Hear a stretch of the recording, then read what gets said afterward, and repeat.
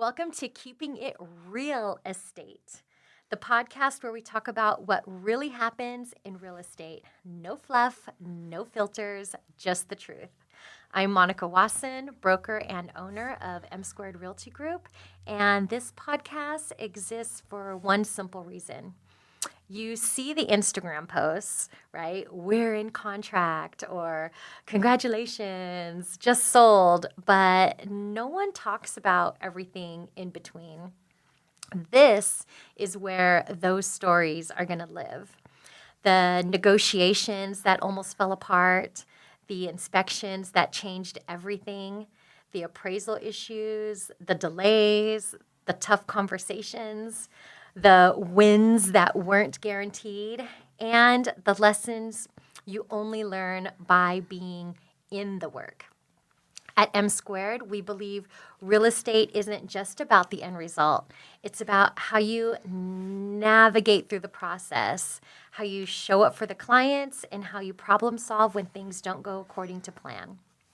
In this podcast, you'll hear real transaction stories by real agents sharing the deals that shape them, the good, the hard, the unexpected, and the moments that made them better professionals. Whether you're a client, an agent, or someone who wants to understand what really goes on behind the scenes, you're in the right place. This is Keeping It Real Estate. No fluff, no filters. Let's get into it. So this is our first episode, and I'm joined by Eric Wason, an agent here at M² Realty Group.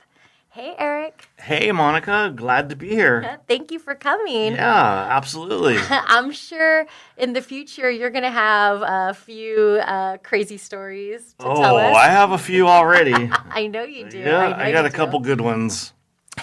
So for this episode, though, I'm going to tell you about a transaction that really tested everyone involved, including me. Okay, I'm ready for this one.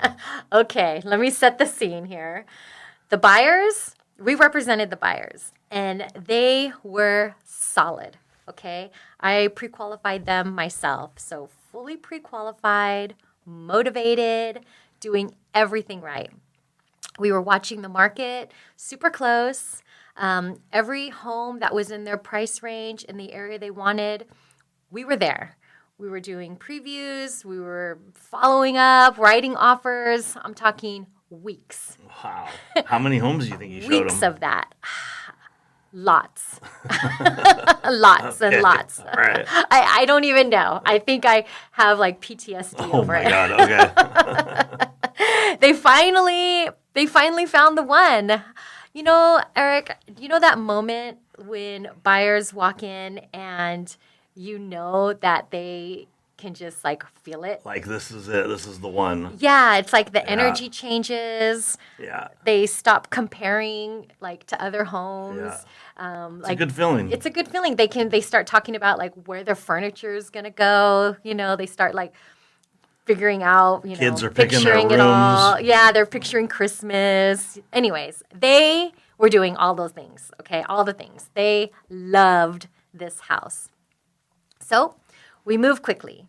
We came in at asking price, no drama, no aggressive demands. We didn't request any seller credits, like super clean offer. Wow. Yes. I know that wasn't by your choice because you're always trying to get something for them. Some deals, right? Yeah. No. So they must have told you no, we want it. And, you know, we had seen so many. Yeah. So that whatever it was, they just did not. Because I think we were, you know, maybe not lowballing other offers, but they just didn't. They were like, let's throw an offer out. And if we get it, we'll see. It wasn't like they fell in love with anything. But this one, they did not want to lose. So we had like the best terms, I think. It's pretty much what was on the MLS, what the sellers were asking for. They accepted our offer. We got into contract. Everyone's excited. That's the post that, you know, that's we post. what you see. That's what you post on Instagram, right? Yep. All right. Yay, in contract. Everyone's Congratulations. smiling and happy. Yep. Mm-hmm. Okay, so Then Now the work starts. cue the dun dun dun. Uh-oh. We did inspections. Okay, so we did just like a general home inspection. Okay. And this house had a well, which is not uncommon in that area.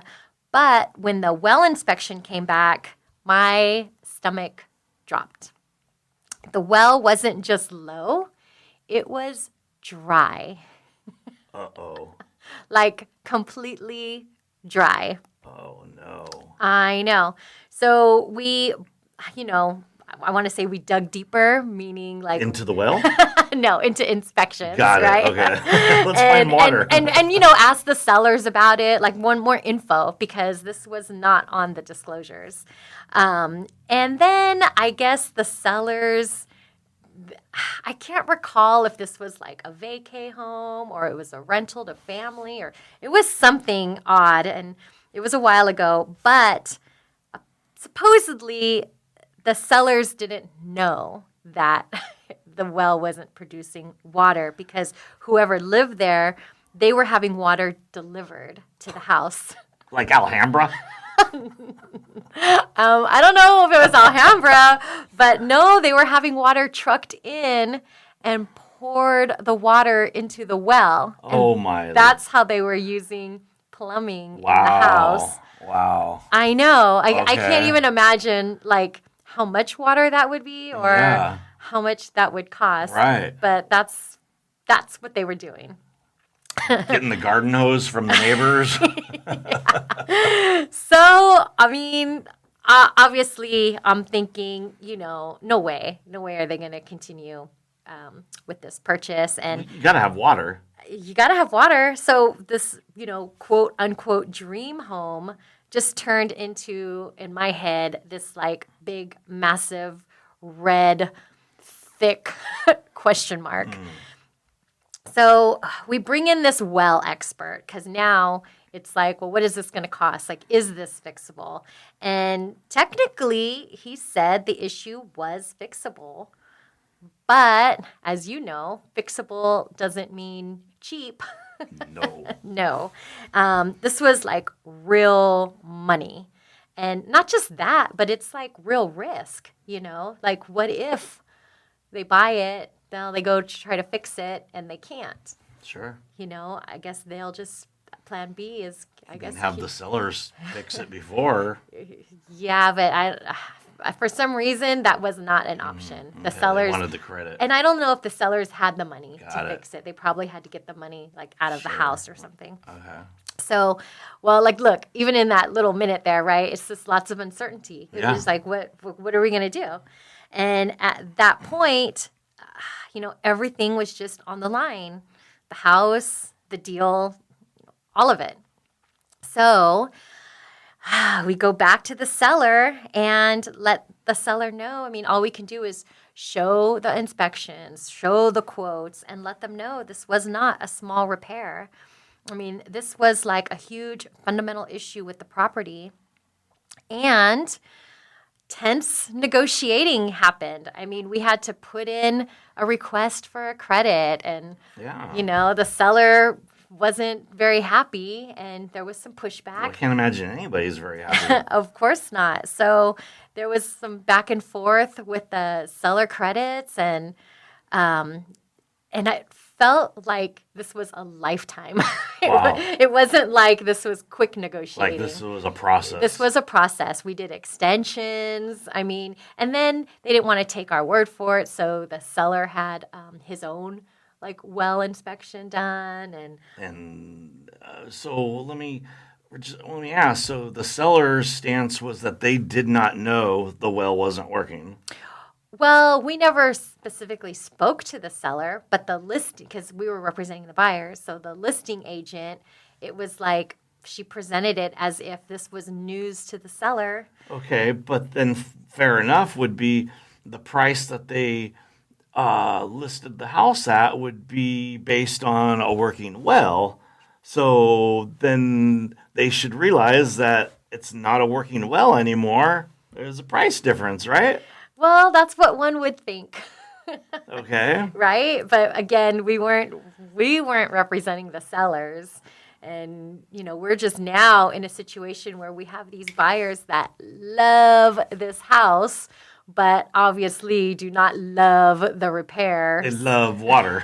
Yeah, they love water. Yeah. So, anyways, the end result was we were able to secure a seller credit, which covered the full well repair.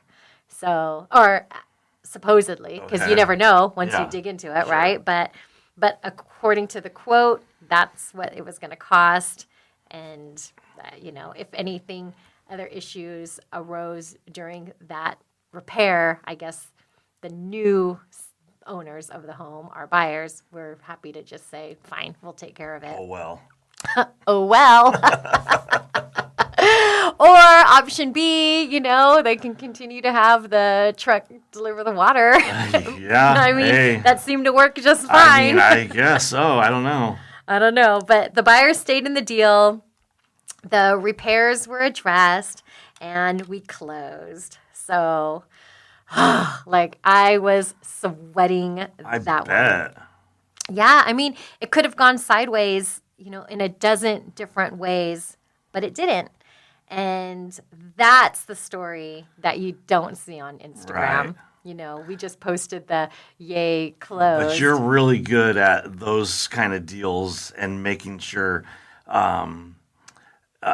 they stay on track. I've seen you in action on those, and I got to give it to you. Well, thanks. My line is with my clients, don't stress out. Let me do all the stressing out. But in this case, it was pretty cut and dry. There's a problem. We need it solved. And the buyers weren't going to pay for that, especially at full price of the house. So, what are we going to do? So we worked it out. But this is the work behind the contracts. So this is the whole point of our podcast. Yeah. And I hope that listeners tune in and just can see, all the different ways this roller coaster ride can go. Well, we're going to name this episode 1, this show, we're going to name it Oh Well. Oh, well. Yeah. Okay, I like it.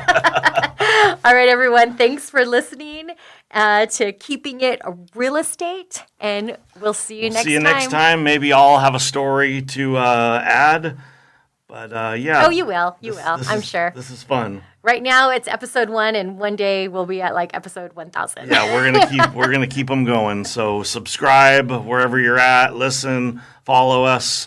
We'll be out on Spotify, everywhere you can listen to a podcast, we'll be there. Okay, keep it real. Keep it real, guys.